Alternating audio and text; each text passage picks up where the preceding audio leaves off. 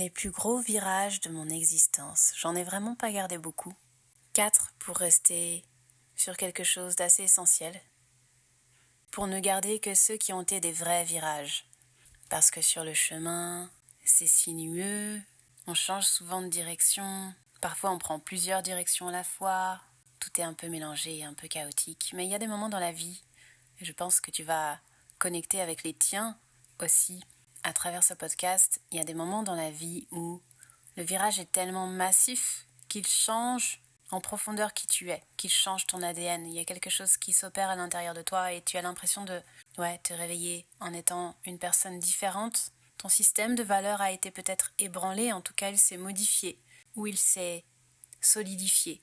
Quelque chose qui vient profondément te transformer dans l'intérieur. C'est ça que j'appelle virage aujourd'hui et je vais te partager dans ma vie ce que j'estime être les virages les plus importants qui ont vraiment marqué mon expérience de leur empreinte et qui ont construit qui je suis aujourd'hui.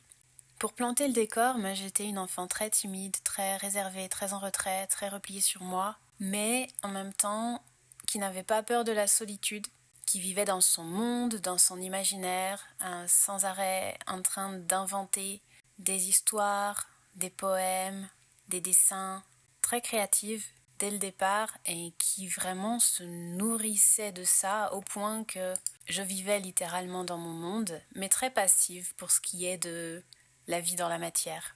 Beaucoup en observation, je parlais peu à peu de personnes, je surveillais beaucoup ce qui se passait autour de moi pour savoir comment réagir, tu vois.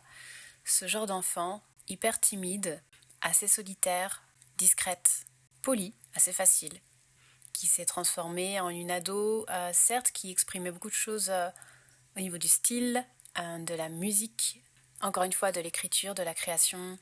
L'ado gothique qui a un des styles les plus extrêmes de tout le lycée, qui lit du Stephen King, qui est fasciné par les illustrations de Luis Royo. Si tu connais pas, c'est un univers hyper sombre avec des magnifiques filles qui sont en général très dénudées, des démons, des univers post-apocalyptiques ou apocalyptiques. Donc un univers très très sombre comme ça, mais en même temps je restais discrète, polie, calme, réservée. J'exprimais vraiment qui j'étais à travers quelque chose de visuel, de créatif. Ça, c'est pour planter le décor. Donc très passif, qui se laisse un peu porter vers la vie et qui va vers des études d'art parce que c'est l'endroit où, de manière évidente, aussi bien pour moi que pour les autres, où je semble avoir le plus ma place. Premier virage, c'était en 2010, un coup de foudre. J'avais 20 ans, je me laissais globalement, comme je te disais, porter par la vie sans trop me mouiller et je découvre soudainement qu'on peut y mettre de la passion, de l'enjeu, de l'intensité, de la prise de décision. Une expérience très courte mais terrifiante pour moi sur le moment, qui a été suivie d'un beau chaos sentimental et relationnel qui a vraiment ébranlé ma vie à ce moment-là, qui a marqué le point de départ de qui je suis aujourd'hui. Et j'ai mis du temps à vraiment accepter que c'était un point de départ, à vraiment accepter que ça avait eu un tel impact et que ça avait eu du poids. Parce que, en quelques secondes, en fait, il y a quelque chose qui est venu complètement ébranler ma vision du monde et de comment on pouvait vivre sa vie et de comment je pouvais vivre ma vie et que peut-être j'avais envie d'autre chose que ce qui était à ce moment-là. Peut-être que j'avais envie de plus et je savais pas du tout comment m'y prendre à ce moment-là pour sortir de la passivité. Donc ça a été assez chaotique, assez effrayant, mais aujourd'hui je suis vraiment vraiment heureuse d'être passée par là, sans quoi je pense que j'aurais continué à laisser la vie s'occuper de moi sans prendre ma part à la fois de responsabilité, de prise de décision, et ma part du gâteau, dans le vivant. On va dire ça comme ça. Le deuxième gros virage, c'est en 2014. J'ai choisi un moment précis, mais c'est quelque chose qui s'étale sur près de 3 ans. Un deuil. J'ai hésité à mettre plutôt une amitié. Les deux notions étant complètement liées pour moi encore à l'heure d'aujourd'hui. Et c'est quelque chose que je mets du temps à guérir et à résoudre. Mais c'est maintenant 9 ans de processus de deuil qui ont complètement bouleversé mon existence. On est mardi et l'anniversaire de la mort de Célia aura lieu jeudi. Et je ne sais pas pourquoi cette année, cette date est encore plus symbolique. Alors que j'ai tendance à pas me focaliser sur les anniversaires. Mais cette année, c'est important pour moi. Je pense aussi que c'est dans le processus de deuil et dans le processus de guérison autour de la notion d'amitié. Il y a quelque chose qui se joue en ce moment.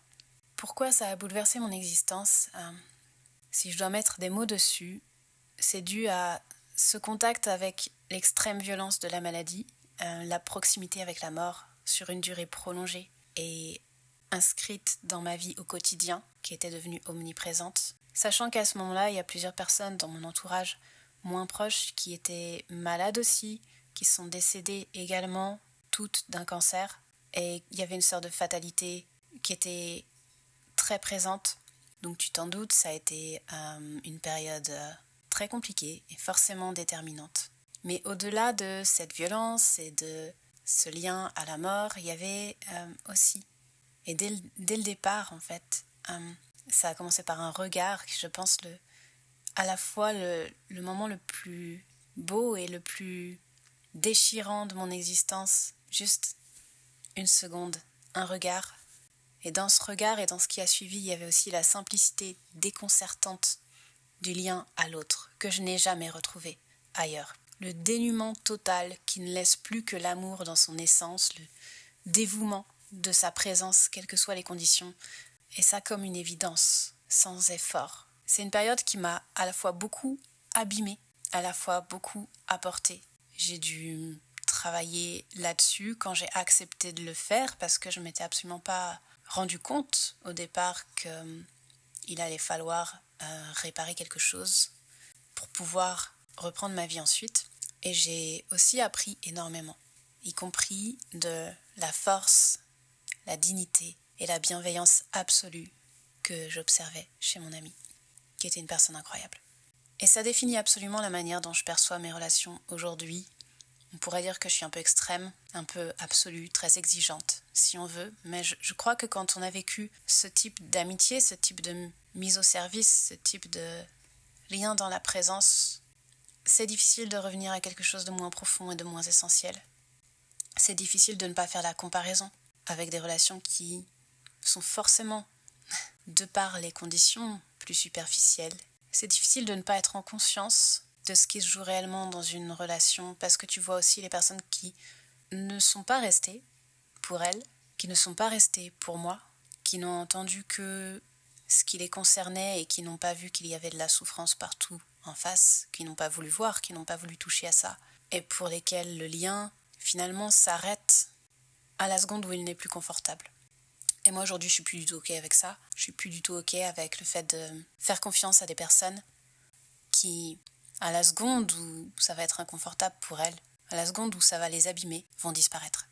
Donc extrêmement déterminant, je pense que c'est le plus gros virage, parce qu'il en a découlé pas mal d'autres. Troisième gros virage, 2015, moins d'un an après, une expatriation. J'étais partie pour 2 ans, ça a été finalement 1 an sans retour, donc 1 an immergé complètement dans la brousse guinéenne. Une brousse bien peuplée, mais une brousse quand même, avec des visites plus éloignées dans les villages qui, eux, étaient vraiment préservés en termes de tradition. Donc dépaysement total, acculturation totale, et avec cette dimension de service omniprésente, puisque j'étais volontaire de solidarité internationale, immergée donc dans une culture, un rythme, des paysages, une météo, un mode de vie, des relations qui n'avaient rien à voir avec ce que je connaissais jusqu'à présent. On dit là-bas, tu as quitté chez toi, bienvenue chez toi. C'est un proverbe essentiellement d'Afrique de l'Ouest. Et c'est clairement ce que j'ai ressenti en très très peu de temps. J'ai pas eu de mal à m'approprier les codes là-bas. Évidemment, c'est une phase d'adaptation, beaucoup d'observation, de l'apprentissage. Parfois, on est déstabilisé, mais quelque part, on s'y attend. On sait, on est préparé, on a fait des stages, on a vraiment réfléchi son projet. Et quand on arrive, on est formé à s'immerger dans la différence et à s'approprier une culture. Et on a vraiment fait ça à fond. Donc, mes vêtements occidentaux ont rapidement laissé place à des pagnes brodées avec les foulards sur la tête. Et j'étais vraiment intégrée dans cette culture, et même le rythme, tout te rentre par tous les pores de la peau en fait. Quand tu commences à vivre, pas visiter mais vivre en Afrique, il y a quelque chose qui s'imprègne en toi. Et j'ai vraiment la sensation que cet endroit a quelque chose de réellement particulier, ne serait-ce que dans la terre, dans le vent, dans tout ce qui te touche a quelque chose d'hyper fondamental, d'hyper fort, d'hyper noble, tu vois. Même les animaux, quand tu regardes la démarche des vaches africaines, sachant que culturellement aussi, elles ont une place chez les Peuls, qui était la population majoritaire là-bas. Mais là, je vais commencer à m'égarer. Les gens qui me connaissent savent que quand on commence à parler d'Afrique, je peux durer très longtemps sur mon expérience parce que c'est quelque chose qui aujourd'hui fait partie de mon parfum. Je dis pas de mon essence parce qu'il n'y a pas forcément quelque chose qui était là à la base, mais quelque chose qui reste. Donc assez facile de s'adapter en arrivant là-bas. Il faut 3 petits mois pour s'adapter aussi à une chaleur sous 45 degrés à l'ombre tous les jours. Mais le corps ensuite comprend que ça va être ça les conditions et comme elles sont stables, en fait, ça devient beaucoup plus confortable qu'ici où tous les 2 jours ça change de température, voire 3 fois par jour en ce moment. Ce qui est très très stressant physiquement, je vous le dis, des fois on ressent du stress, des tensions et il s'agit simplement du corps qui s'adapte physiquement à des changements permanents. Quand ça n'est pas présent, ça crée une sérénité physique dans le corps qui est assez incroyable. Mais le retour en France, ça a été d'une grande violence parce que pour le coup, j'étais beaucoup moins préparée. Et on peut s'imaginer qu'on revient à notre culture d'origine avec une grande facilité, mais j'étais tellement immergée, tellement réadaptée, reprogrammée, qu'il y a plein de choses en France que j'ai pas compris. Et ça a été comme redécouvrir ma culture avec des yeux nouveaux, des choses que je ne saisissais plus, la grandeur des bâtiments quand tu arrives à l'aéroport, ça me paraissait démesuré. J'avais plus vu ça depuis 1 an et j'avais comme oublié. Le regard des personnes sur nous, on arrivait avec des vêtements traditionnels parce qu'on n'avait plus les nôtres, dans un moment où il y avait eu des attentats au cours de l'année.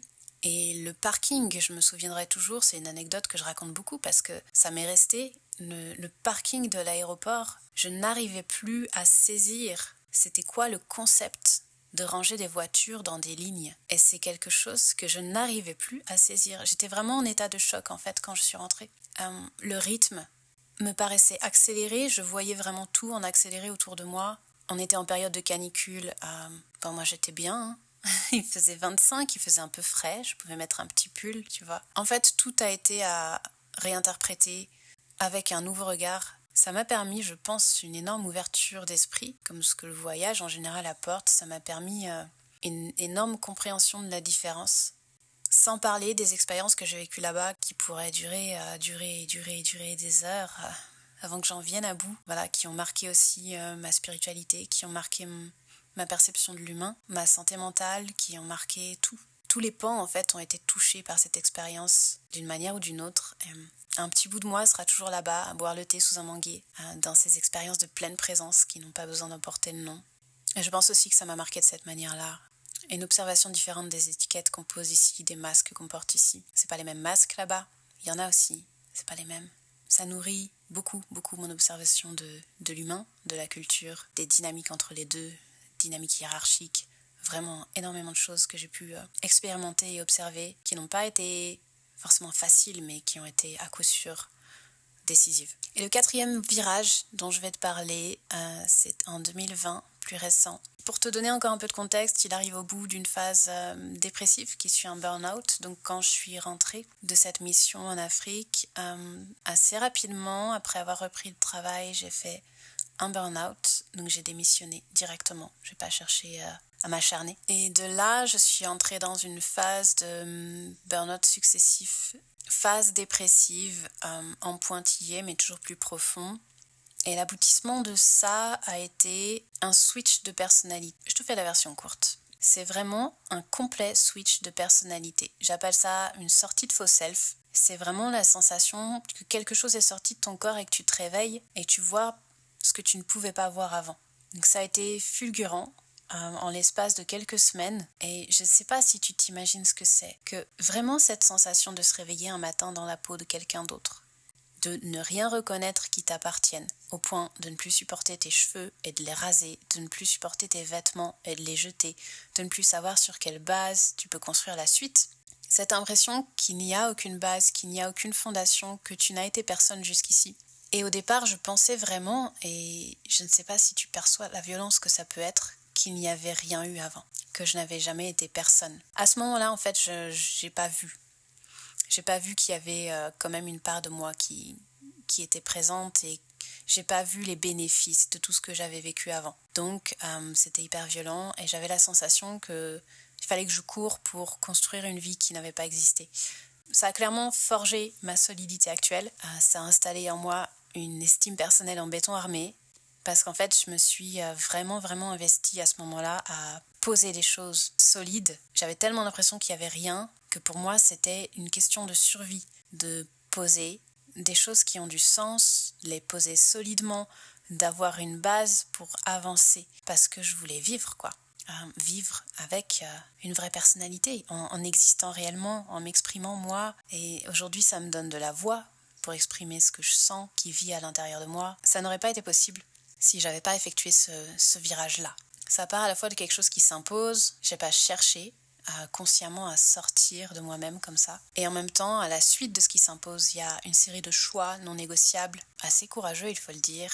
Et je ne serais pas là de parler si ça n'avait pas eu lieu, parce que clairement, une des choses qui a émané le plus de ce virage, ça a été la capacité d'expression. Et ça a été de se reconstruire à travers cette expression et de se reconstruire à travers l'entrepreneuriat et à travers mon activité. En fait, c'est de là qu'est née Symbiose. Aujourd'hui, je sais que le parcours que j'ai eu avant a du sens et je sais que ça n'est pas vide, que ça n'est pas rien. Je sais que la personnalité était présente, qu'elle s'exprimait comme elle pouvait, qu'à certains endroits elle s'exprimait de manière efficace. Voilà, aujourd'hui je vois plus le tableau avec un pan tout noir et un pan tout blanc. J'ai plus de maturité sur la question et j'ai pu sortir aussi de cette espèce d'émotionnalité intense du départ qui est un rejet total du faux self. Donc il y a une forme d'apaisement qui permet de donner du sens à l'ensemble du parcours et c'est vachement important, je pense, si quelqu'un écoute et qu'il a vécu la même chose et qu'il n'a pas encore fait la paix avec ça. Il y a vraiment quelque chose de super précieux à faire des connexions pour comprendre le sens de ce que tu as vécu et le fait que tes expériences t'amènent là où tu es en fait. Quand bien même c'est un énorme virage et ouais, même ma manière de parler est différente. Ma manière de bouger est différente. Ma manière de me tenir est différente. Ma manière de m'habiller.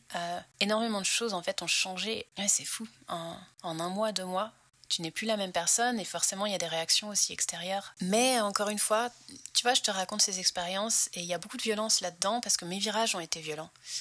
En général, violents, chaotiques. En fait, j'ai aucun regret parce que c'est vraiment ce qui m'a permis de me construire. Et sans ça, je n'ai pas le sentiment que je pourrais être qui je suis aujourd'hui. Si tu me suis, tu sais que je me transforme très vite. Et aujourd'hui, que je lâche cette recherche de transformation permanente, finalement, je me rends compte que en lâchant, en laissant faire, en étant dans mon fonctionnement naturel, elle se produit de toute manière. Donc elle continue d'être assez véloce, on va dire. Voilà, je suis une sorte d'éponge à compétences, d'éponge à émotions, d'éponge à conscience, on va dire ça comme ça. Et de toute façon, oui, tout ce qu'il y a autour de moi, tout ce qui navigue autour de moi s'imprègne et me transforme. Et je crois qu'aujourd'hui, je suis vachement plus axée, plus centrée dans ma perception sur cette transformation que sur la violence de ce qui m'arrive. Et que j'ai aussi les outils pour traverser les choses autrement, pour prendre plus de recul. Et pour assez rapidement savoir qu'est-ce que je veux faire de ça. Qu'est-ce que je veux faire de mon expérience? Qu'est-ce que je veux faire des situations? Qu'est-ce que je veux faire des relations? Parce qu'il y a eu cette phase où j'ai pu être à 100%, voire à 300% entièrement consacrée à qui je suis, quelle personnalité je construis, à partir du sentiment qu'il y avait une base vierge. Et ça, c'est super intéressant parce qu'on passe un peu notre vie à bricoler au-dessus d'une base qui est faite de croyances, d'injonctions, de perception des autres, de perception de nous-mêmes, qui sont vachement biaisées. Et il y a des multitudes et des multitudes de couches qui fondent notre identité. Et moi, j'ai eu cette chance, finalement, sans vouloir rentrer dans les clichés de tout obstacle est une chance, et toute violence est une chance, et tu transformes tout en bénédiction, tu vois. Mais pourquoi pas? Mais je rentre pas forcément là-dedans, mais en l'occurrence, oui, j'estime que j'ai eu quand même cette chance de pouvoir partir d'un tableau blanc pour décider qui j'étais, qui j'avais envie d'être, qui je sentais que j'étais. Et je pense qu'on peut même faire cet exercice en toute conscience, sans forcément vivre ce switch-là de manière imposée au niveau de notre système psychique. Mais je pense qu'on peut décider Voilà, si je retire tout, qui j'ai envie d'être. Ça doit être assez exigeant comme exercice, mais je pense que c'est possible de vraiment se fondre dans cette perception de je pars d'une base vierge. Si aujourd'hui je me construis à partir de zéro, je suis qui? Je suis persuadée que je ne serai pas aussi solide, aussi magnétique, c'est pas moi qui le dis, aussi alignée, c'est pas moi qui le dis non plus, aussi puissante. Encore une fois, c'est pas moi qui le dis. Je m'autorise à le dire depuis que je l'ai entendu. Et je construis quelque chose autour de ça parce que maintenant j'en ai conscience, mais tous ces termes qu'on appose sur moi quand on me rencontre, tous ces ressentis, cette espèce d'aura, elle vient aussi de cette forme de stabilité que j'ai pu créer par choix, en choisissant de me baser sur ce qui était fondamentalement moi et pas autre chose. Il y en a eu d'autres ensuite, des virages, des apprentissages, des prises de conscience, plein évidemment, parce que depuis ce switch, ça va très très vite. Encore plus vite. Ça a aussi engendré une espèce d'accélération monumentale de transformation, de maturité, de prise de conscience et d'accès à la spiritualité et de réflexion sur ce que je voulais faire, ce que je voulais transmettre, ce que je voulais dire, c'est quoi le sens de porter un message. En fait, ça a vraiment créé une accélération énorme parce que ça a ouvert des autorisations de ouf. Et le nombre de choses que tu peux apprendre, faire, transmettre, construire, quand tu t'autorises à le faire, c'est assez incroyable. Mais ces quatre switches constituent vraiment le socle sur lequel je me suis appuyée pour commencer à me connaître, à m'épanouir et à me sentir parfaitement, complètement à ma place et en symbiose, pour reprendre mon terme favori. Un coup de foudre, un deuil, une expatriation, un switch de personnalité. Pour moi, c'est ces quatre-là. J'aimerais bien savoir pour toi si tu dois garder 2 à 5 virages dans ta vie qui ont fondé qui tu es, qui ont fondé ce que tu fais. C'est quoi ?